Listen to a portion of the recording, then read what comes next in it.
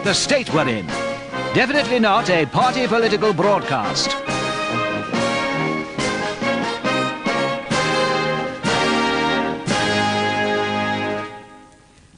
Once upon a time, in a small industrial town in a country quite unlike our own, there lived a young man called Frank. Frank was born with an honest, trusting nature. His childhood was secure and contented. He grew up believing that his parents were the best of all possible parents, his hometown the most pleasant imaginable, and his country the freest and most democratic in the entire world.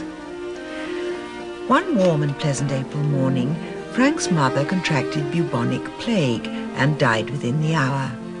That same afternoon, a meteorite struck the family home, incinerating the house and his father, and leaving Frank singed and half naked. These events attracted the attention of the press. Where the press lead, politicians soon follow, and it was not long before Frank found himself the subject of a photo opportunity. Shake hands, 2, 3, cry, 2, 3, grateful smile, 2, 3. Come on, keep it sad, keep it sad. I've always wanted to meet a real mayor. Mayor? As luck would have it, his visitor was no mayor, but the democratically elected ruler of the entire country.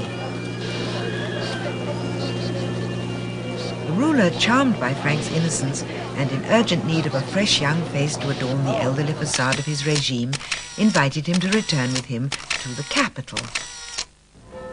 For had my mother not died of the plague and my father been hit by a meteorite, then I would never have had the chance to meet with you, sir, which just goes to prove that all is for the best in this best of all possible democracies. Yes, of course. Well, now you're here, we'd better find you a job.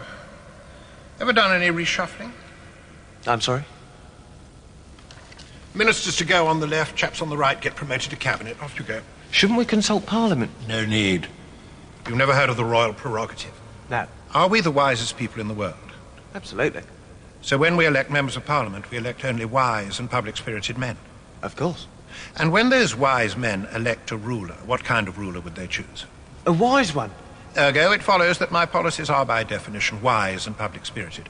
Now, some of those policies I enact through legislation, but others I'm entitled to enforce through... The royal prerogative. An ancient and sensible right. Which enables you to take certain necessary decisions. Without troubling our overworked parliamentarians. That same evening, young Frank, at the behest of his wise ruler, ended the political careers of 7 troublesome cabinet ministers and replaced them with 7 men and women more soundly committed to the ruler and thus, of course, to the cause of wise government.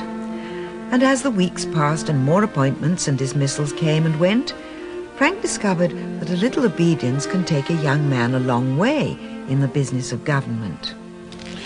Have you got your eye on anything for yourself? For myself, good heavens, no, sir. I mean, you seem a loyal, gullible sort of chap. Don't fancy being a bishop, do you? I'm sorry? The Bishop of Bellington finally snuffed it, thank God. I need a replacement. You appoint bishops? Afraid so. Dreary business comes with the job.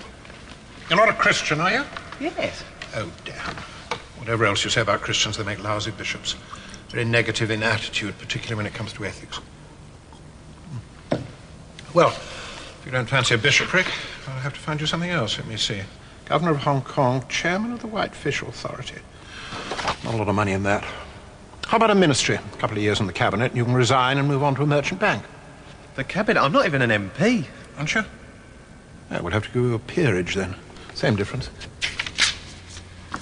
Take this round to the palace and she'll fix you up. Oh, and while you're at it, we'll make my son-in-law ambassador to Washington. Now. And so it was that humble Frank became Baron Simple, Earl of Rothbury, Minister of the Crown, Chancellor of the Duchy without portfolio, Privy Councillor, and leader of the House of Lords. He chose for his coat of arms the proud motto, Nanny knows best. One evening, Frank was dispatched by the ruler on a routine errand.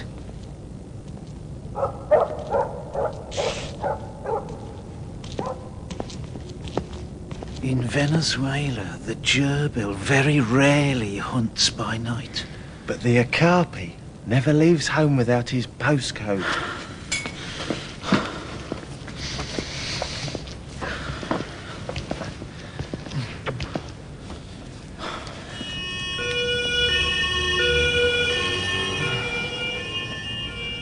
But the system is well known. A businessman, in appreciation of the sound policies pursued by the government, contributes a sum of money to the ruling party. And the ruler, in recognition of the businessman's selfless public service, exercising his powers under the royal prerogative, awards the businessman a peerage. The rates are quite reasonable. I mean, a little higher for the residents of Greece and Hong Kong, but nonetheless.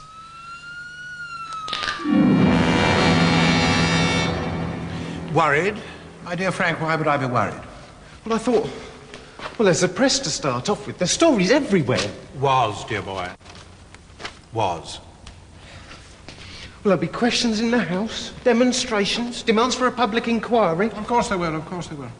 In fact, I've already appointed, as I'm entitled to do, a totally independent public inquiry. Under no less a person than my own mother. But I'm nonetheless completely confident that she'll find not the slightest trace of wrongdoing on my part.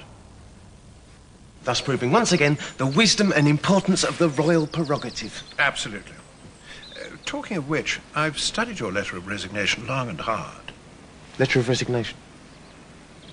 What letter of resignation? You are, I presume, familiar with the meaning of the word scapegoat.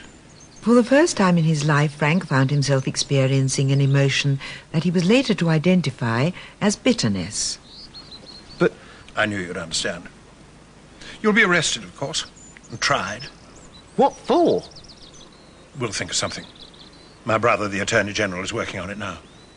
Frank was arrested, charged with the corrupt sale of honours, and brought to trial. And then the most undemocratic and unjust thing imaginable happened. There was not a shred of doubt that Frank was guilty. The judge instructed the jury in the most unequivocal terms to convict. But the jury, in a moment of madness, declared Frank innocent. He left the court a free man, but not for long.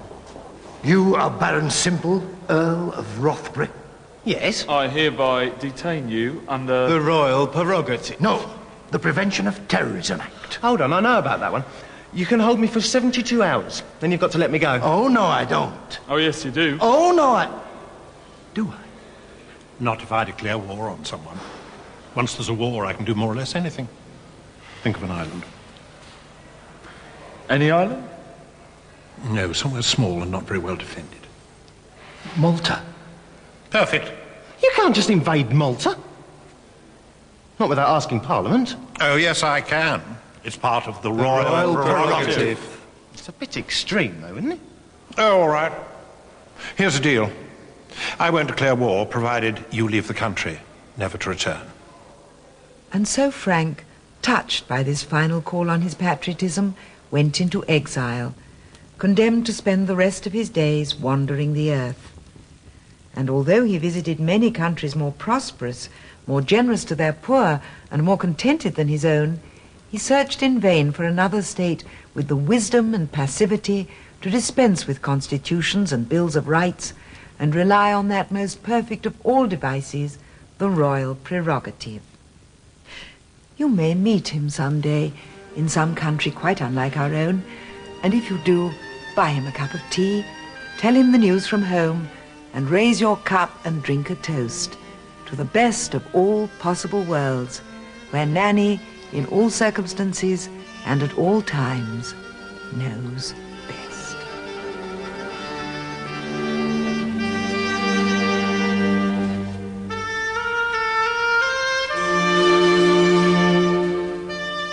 And the final look at the state we're in stars John Cleese and begins here on BBC Two tomorrow at 7:05.